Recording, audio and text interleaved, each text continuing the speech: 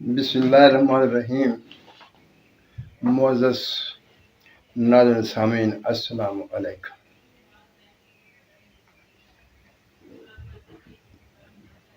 اللہ تعالیٰ ہم سب پر اپنی رحمتوں کی بارش کرے، اور جو دوست دعائیں کرتے ہیں اللہ تعالیٰ ان پر بھی رحمتوں کی، اپنے کرم و فضل کی بارشیں ہی بارشیں کرے۔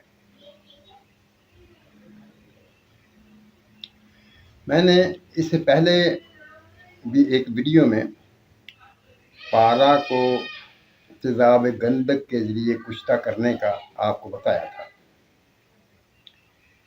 لیکن اس ویڈیو میں ایک پہلو جو وہ رہ گیا تھا، اور وہ پہلو بہت اہم تھا، کیونکہ یہ نسخہ خوراکی ہے، خوراک ہی سے متعلق ہے، اور وہ پہلو بہت اہم تھا اور آج کل کی ضرورت بھی تھا، لیکن وہ مجھ سے چھوٹ گیا، تو میں نے چاہا کہ وہ رخ بھی آپ کے سامنے رکھ دوں۔ ایک تو نسخہ رپیٹ ہو جائے گا، دوسرا وہ پہلو بھی آپ کے سامنے آ جائے گا۔ تیزاب گندک میں پارا کشتہ ہو جاتا ہے اور وہ قابل استعمال ہوتا ہے۔ طریقہ اس کا یہ ہے کہ اگر آپ نے 1 تولہ پارا لیا، اسے چند بار رف کپڑے میں سے گزار لیں، یعنی موٹے کپڑے میں سے چھان لیں، تو وہ صاف ہو جائے گا، اور اس 1 تولہ پارا کو کسی سٹیل کے برتن میں، کسی سٹیل کی کڑاہی میں ڈال کر اس کے اوپر 5 تولے آپ نے تیزاب گندک ڈال دینا ہے، اور نیچے ہلکی آگ جلائیں گے۔ اس میں سے دھواں نکلے گا، بہت زیادہ دھواں نکلے گا، آپ نے پریشان نہیں ہونا، اپنے آپ کو دھویں سے بچانا ہے۔ اگر وہ دھواں آپ کے گلے تک پہنچا تو آپ کو کھانسی ہوگی، اور تکلیف دہ کھانسی ہوگی، تو اس لیے آپ نے اپنے آپ کو بچانا ہے۔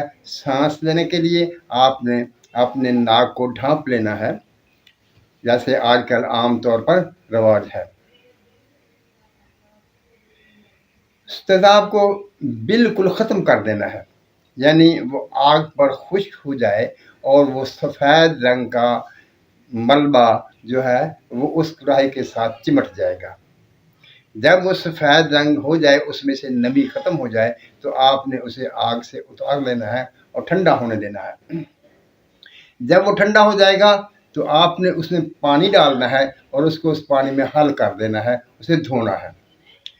جب وہ آپ سے پانی میں ڈالیں گے اور اس کو ہلائیں گے تو وہ کڑاہی سے چھوٹ کر وہ نیچے بیٹھ جائے گا۔ آپ نے اسے آہستہ سے نتھار دینا ہے، وہ پانی گرا دینا ہے۔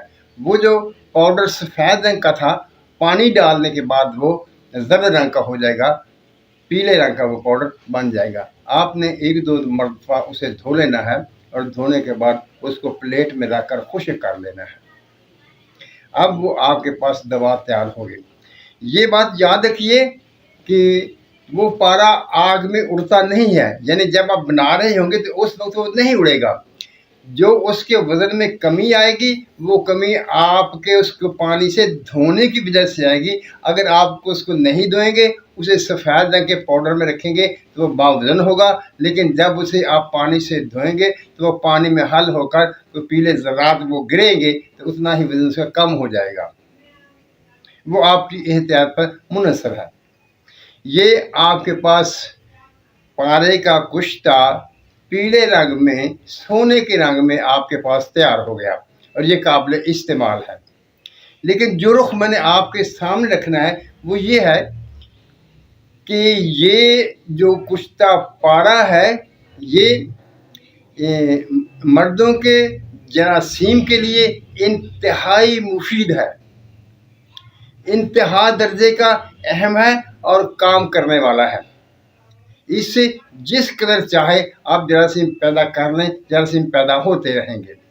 ہارمونز کو جو ہے وہ تحریک دیتا ہے، جراثیم کو پیدا کرتا ہے، یعنی ایک ایسی چیز بن جائے گی آپ کے پاس جو زندگی کو شروع کرنے کے لیے، زندگی کو کامیاب و کامران کرنے کے لیے بہت ہی اہم اور ضروری ہے۔ اسی طرح سے اگر عورتوں میں कोई मसाइल हों, कोई प्रॉब्लम हो, उनके एग्स का मसला हो, एग्स ना बन रहे हों, तो यही पारा कुश्ता उनके लिए भी ये काम करता है और एग्स उनके मुकम्मल होने लगते हैं और पूरे बनने लगते हैं, उनकी कमी बेशी दूर हो जाती है। अब रही बात कि आपने इसको इस्तेमाल कैसे करना है। इस्तेमाल का इसके ये है कि जो भी नुस्खा जात स्पर्म को पैदा करने के लिए किताबों में, तिब्बी किताबों में मौजूद हैं, उसे किसी एक नुस्खे को जो आप आसानी से बना सकते हैं उसमें आप ये शामिल कर लेंगे।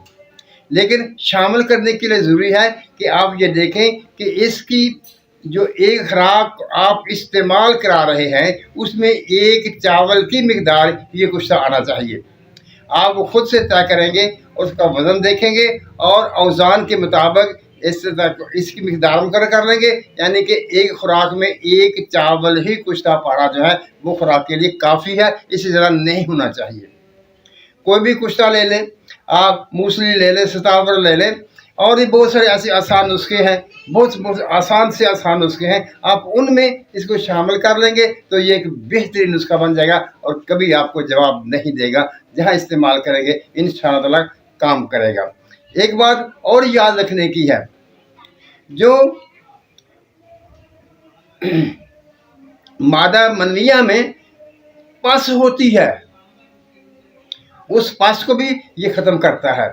अगर आपने ये इस्तेमाल कराया और उसमें पस की मिक़दार 8 या 7, 6 तक थी तो आप इसको इस्तेमाल कराएंगे और साथ में ऐसी चीज़ें इस्तेमाल करा देंगे जो उस पस पर काम करती होंगी, तो इंशाअल्लाह ताला पस भी ख़त्म हो जाएगी और स्पर्म भी पूरे हो जाएंगे। ये ऐसा रुख था जो उस वीडियो में मुझसे रह गया था, वो मैंने चाहा कि वो भी आपके सामने रख दूं, क्योंकि आपको मैं चाहता हूं कि हर रुख का इल्म हो, आपको उसका पता चले।